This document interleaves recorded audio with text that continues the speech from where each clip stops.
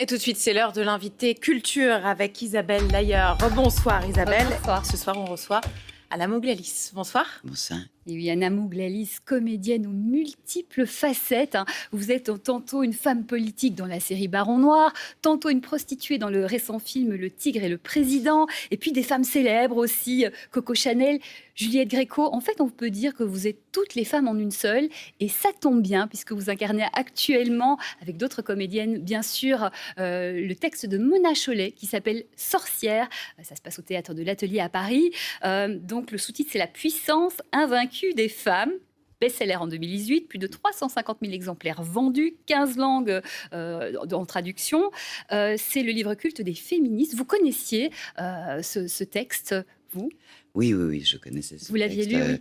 Je l'ai lu, effectivement. Il y a eu un engouement au moment de la sortie, donc il était difficile même à trouver en librairie, il fallait le commander. Mais oui, je l'avais lu. J'avais lu d'autres livres aussi de Mona Chollet. Et l'objet de ce spectacle, c'est assez jubilatoire. On se retrouve toutes autour de ce texte, donc, qui s'appelle Sorcière, parce qu'il traite de le point de départ, l'introduction, qui est d'ailleurs aussi dans le spectacle, c'est la chasse aux sorcières. Donc, c'est la chasse aux sorcières, on en rit, la figure de la sorcière, on en rit, alors qu'il s'agit d'un crime de masse sur plusieurs siècles. En fait, il y a pas grand-chose qui devrait faire rire. Oui. Mais Mona Chollet, en fait, fait un travail de vulgarisation, de recherche féministe, qui rend la chose très accessible. Et elle fait résonner aussi beaucoup d'humour dans ce texte. Donc c'est un partage, ça invite beaucoup. Et on parcourt plein d'échos de cette chasse aux sorcières, mais donc elle se penche sur les figures de femmes modernes, que ce soit la femme qui décide de ne pas avoir d'enfant, la femme qui décide de se réaliser personnellement avec ou sans enfant, la femme qui vieillit, qui est une femme complètement invisibilisée. Mais bon, tout ça avec beaucoup d'humour et grâce à un collectif qui s'appelle À définir dans un futur proche, des jeunes femmes qui ont une énergie incroyable et qui ont réussi quelque chose autour de la sororité grâce à ce texte, mais quelque chose d'assez incroyable puisque la distribution change tout le temps. Donc les actrices ne sont pas les mêmes en fonction des dates. Il y a des musiciennes qui donnent une énergie folle aussi au spectacle, des batteuses et des chanteuses. Oui, parce que c'est une lecture musicale, c'est ça. Exactement. Alors, qu'est-ce que c'est exactement ? C'est une lecture musicale, c'est une lecture parce que on vient toutes se glisser pour une date, deux dates, certaines en font 6. Mais on peut, chaque soir, s'il arrive quelque chose à une fille qui peut pas venir, il y en a une autre qui pourra la remplacer. Donc, c'est un spectacle qui pourrait ne jamais s'arrêter. D'ailleurs, je le souhaite. On verra. Et ça complique les choses quand même, non ? Non, ça complique pas les choses. Non, mais c'est pour ça que c'est une lecture. S'il fallait apprendre les textes par cœur, on peut pas au pied levé s'insérer. Là, avec de l'enthousiasme et puis une oreille musicale, parce qu'on est quand même vraiment porté par les musiciennes. Oui, il y a 2 musiciens. Voilà, la chose existe. Oui, donc vous êtes 26 comédiennes, parmi elles Irène Jacob, Horatica, Clotilde M, Ariane Ascaride, Valérie Donzelli, etc. Et donc 4 d'entre vous viennent à chaque fois. Chaque fois, il y a 4 textes. Donc ça commence par l'histoire. Justement, on remonte à ces sorcières. On découvre en fait qu'une femme qui dérangeait à l'époque, il suffisait de dire que c'était une sorcière. Et puis voilà, on la tuait. Et il y avait parfois même tout simplement un test. On les jette dans l'eau. Et puis si elle coule, désolé, c'était pas une sorcière, mais bon, elles sont mortes. Et puis si elle coule pas, c'est une sorcière, faut la tuer. Donc de toute façon, il y avait zéro espoir. Ouais, voilà.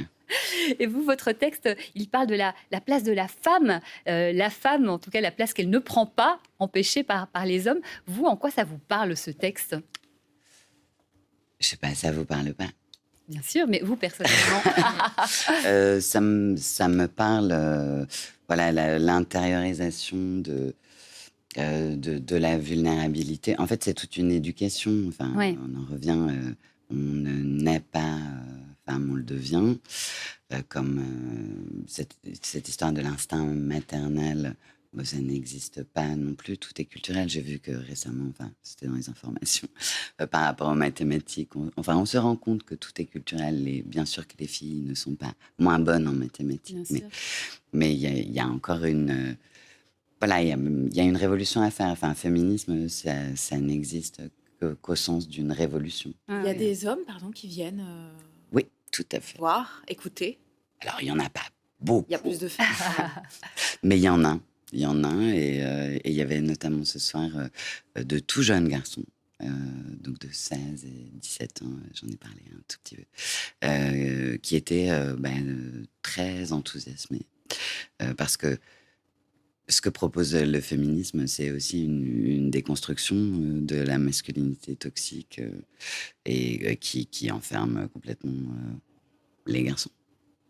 Donc, c'est vraiment une proposition qu'on devrait embrasser, mais embrasser absolument. Mais elle consiste à chercher l'égalité pour chacun. Et il y a des aberrations.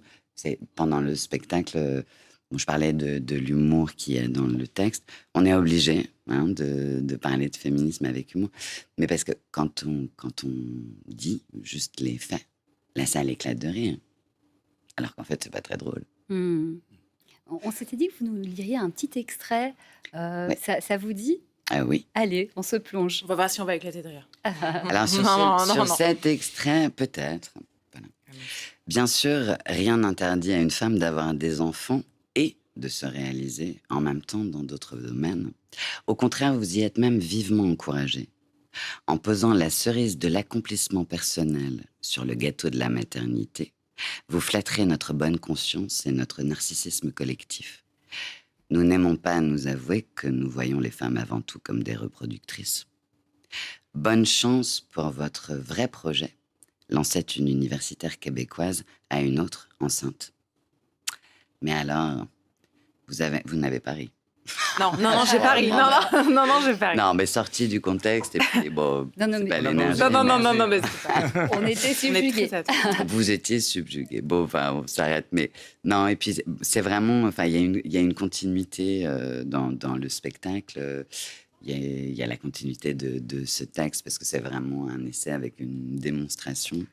Et je trouve le montage qui a été fait par Géraldine Saratia est très bien. Oui, et puis ça parle à tout le monde, c'est-à-dire que on va pas non plus, c'est pas contre les hommes non plus. Je pense que tout le monde peut l'entendre.